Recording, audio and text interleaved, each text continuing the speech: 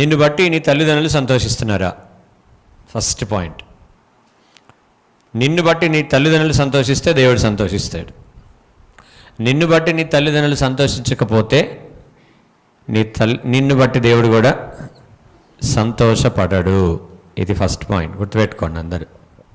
ఎప్పుడైనా ప్రశ్న వేసుకునే ముందు నన్ను బట్టి నా దేవుడు సంతోషపడుతున్నాడా లేదా అనే దానికంటే ముందు నన్ను బట్టి నా తల్లిదండ్రులు సంతోషంగా ఉన్నారా, అది ఉంటే మీకు గ్యారంటీ అన్నమాట. ఆ తర్వాత నన్ను బట్టి దైవ సేవకులు కూడా సంతోషంగా ఉన్నారా, మనల్ని బట్టి దైవ సేవకులు సంతోషంగా ఉన్నారా అని అంటే అప్పుడు మీకు గ్యారంటీ అన్నమాట, దేవుడు కూడా సంతోషంగా ఉన్నాడు అని. దేవునికి స్తోత్రం. హల్లెలూయా.